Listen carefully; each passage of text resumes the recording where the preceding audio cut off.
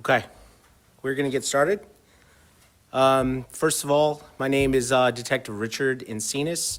Last name is Encinas, and I work in the Media Relations Office for the Mesa Police Department. So let me start by saying, first of all, good afternoon. Thank you all for coming on such short notice. We just wanted, as a department, to get some information about what happened last night. We had a tragic accident, tragic loss of life. So this is one of those days that when I stand up here in front of you on a typical day, I just regurgitate facts and information and what we have, and then we all go about our day. This is not one of those days for us as a department. So our community, we suffered a terrible tragedy last night. Like I said, 3 teenage girls lost their lives in a fatal traffic accident, and a 4th one is in the hospital with some serious injuries. So as a department, as a community, and as a family, we consider ourselves family. We just wanted to send our condolences out to all the loved ones of the teenagers who lost their lives in this accident. But not only that, we also want to send our condolences out to their friends, their classmates. They were high school kids, the East Valley community that they are a part of, and anybody who has touched their lives in any way, shape, or form. Our department is truly sorry for your loss. In addition, I also want to just say a quick note about the first responders that went to this scene yesterday. I was not there, so I can't describe some of the things that they saw. I've been relayed some information that it really tore up a lot of our first responders, not only the officers, but some of the fire personnel and people like that. So our thoughts are with them also, and we will do our best to make sure our people are okay. When we lose loved ones like this, it really hits home. I mean, especially losing a child. I would never want to feel that pain of losing a child. Personally, I have a 15-year-old son who's getting ready to start driving. I have an 18-year-old son who is driving, and it just really touches home with all of us, and I'm sure all of you out there would feel the same if you have any kids that are driving, kids that are coming up in that age range.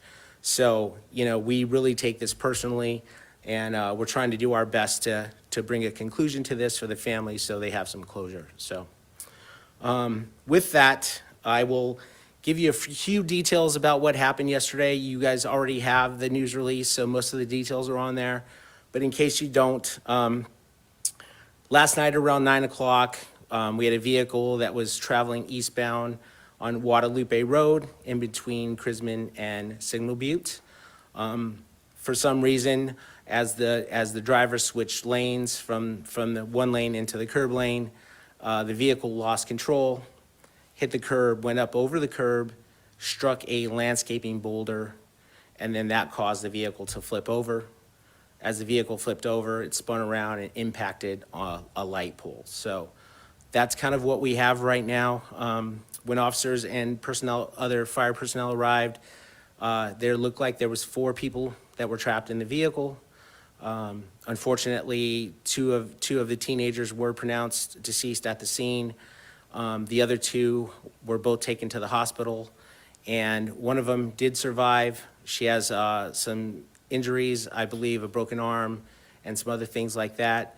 She is still in the hospital. Unfortunately, the 3rd person in the vehicle did not survive at the hospital.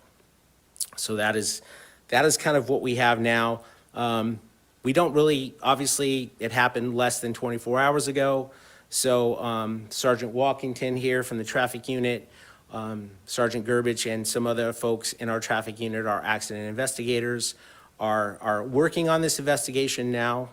It's a slow process, so we are going to take our time. We're going to do our due diligence, and again, we might have a cause of the accident down the road, and when we do that, we will let you know. Just early on, obviously, we check speeding as a factor. It was raining, so those kinds of things are all things we look at preliminary, but I just wanted to make it clear we don't have a specific cause at this time, and when we do, we will pass that information on. A little bit about not much, but a little bit about the four teenagers that were in the car.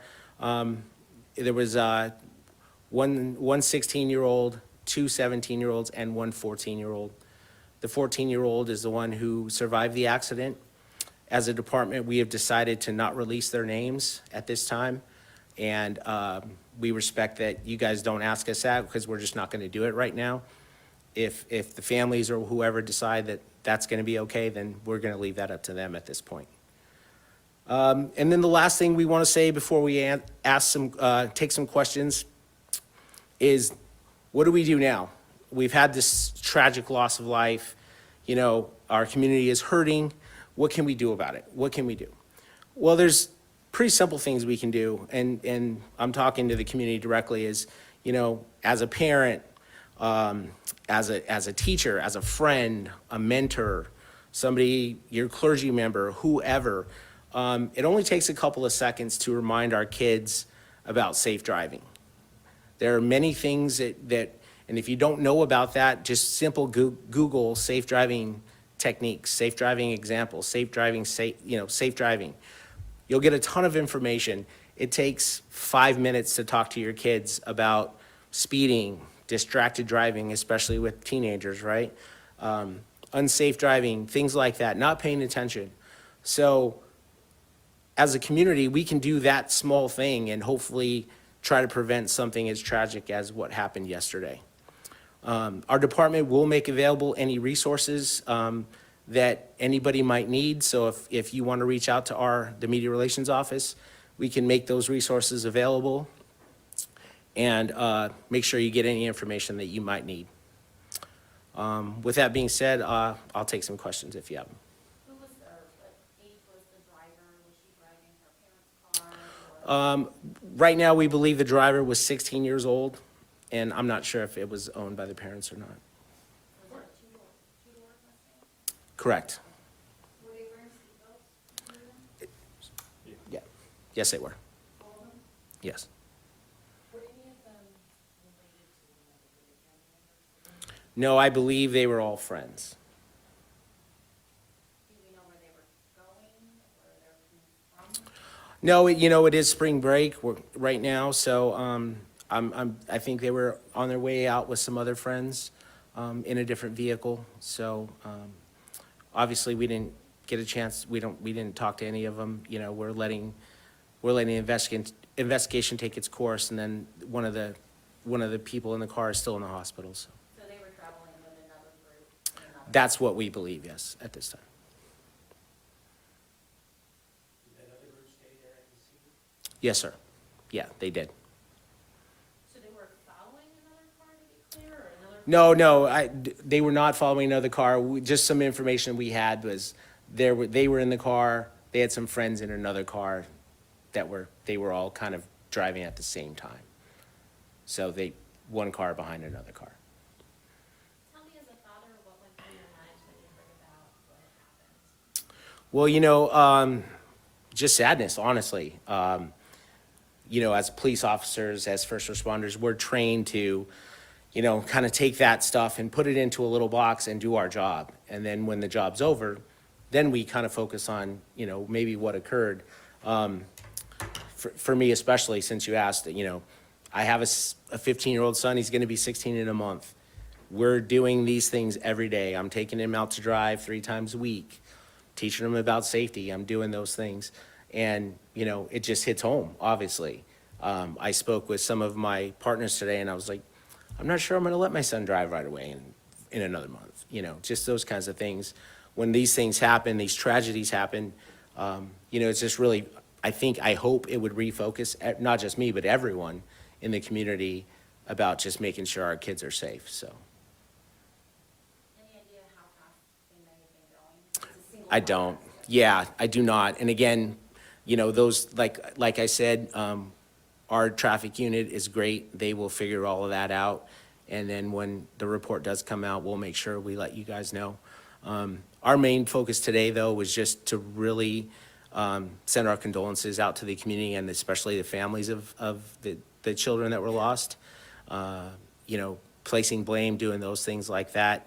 At this point, we're not trying to do any of that. We will do our investigation, but we're really focusing on just letting them know how sorry we are that this happened.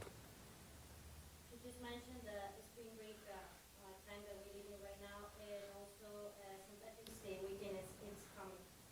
So we also know that you guys have us escalated for reducing the program in order to reduce the number of incidents of car accidents like this one. Could you talk a little bit more about it? Yeah, I will let Sergeant Walkington come up and he can speak to that for sure. Okay? Hello, Sergeant Sean Walkington with the Mesa Police Department's traffic unit.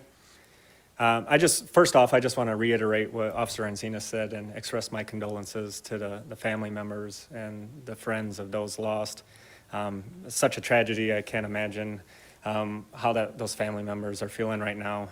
I have young children of my own, not yet of driving age, but anytime something like this happens, I also think about my own children and how painful this all must feel. So to get into a little bit about what we're trying to do here in Mesa. So prior to this tragedy, actually last week, we started our project, our Safer Streets, Operation Safer Streets. And it was due to the awareness that we had of the amount of fatalities we are having in the city of Mesa each year. Last year, we reported 44 fatal collisions, 44 fatal deaths due to the collisions in the city, and over 1,000 injuries. And this year, now with this tragedy of yesterday, we're at 16 already. So prior to this tragedy yesterday, we started this Operation Safer Streets. And what we're doing is we're using data on these previous collisions, looking at where these fatalities are taking place, looking at where the collisions of serious physical injuries are taking place, and targeting those areas with our traffic unit with support of our patrol officers to really dig in those areas and do high enforcement in those areas for all the reasons that are causing these collisions. Speed, distraction with people on their cell phones, inattention by making left turns in front of motorists, things of that nature. So we have a plan in place this month where we are doing it 2 days a week, specifically in specific areas that are dictated each day. And then next month, we will be doing it 4 days a week. So we are really putting a heavy effort into this. And it's not a drive to write tickets. It's really an educational purpose. It's no secret where we're going to be operating. Those locations can be put out to the public. I hope our ticket numbers are low, because if they are low, that means people are driving safely. And that's the whole point. So when people are going to be stopped, they may receive a citation or they may receive a warning, but one thing for sure is they'll be educated by those officers on the reasons for the stop and why we're out there, and that is to save lives and prevent people from getting seriously physically injured. Is there any questions to that point? Just to be clear on the number of fatalities, you said it was 16 prior to the crash, so it'd be 19? It is 16 now, counting this last one, yes. From the first of the year. Yes, sir. For parents watching, your best advice that they can pass down to maybe drivers on whether what's going on and they have to get when you do. Yeah, getting somewhere quickly, it shouldn't be the concern, right? We should be concerned about getting there safely. Slow down, pay attention, stay off your phones. It's a habit that a lot of people have to be distracted by cellular devices or other people in vehicles. And we just want people to be safe. So slow down, give yourself enough time to get somewhere, especially when there's inclement weather around. When roads are wet and there's standing water, obviously that increases the danger of driving out there. So give yourself enough time to get where you're going, drive within your means and drive safely and get there alive. Any other questions?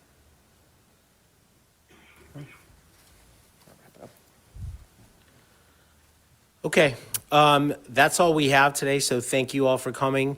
We will be available here on the side if you have any additional questions. Again, if you have any if you need resources or things like that, we can get those to you through email, through our department. And again, just thank you for coming, and again, sorry to the families for their tragic loss of life, so thank you very much.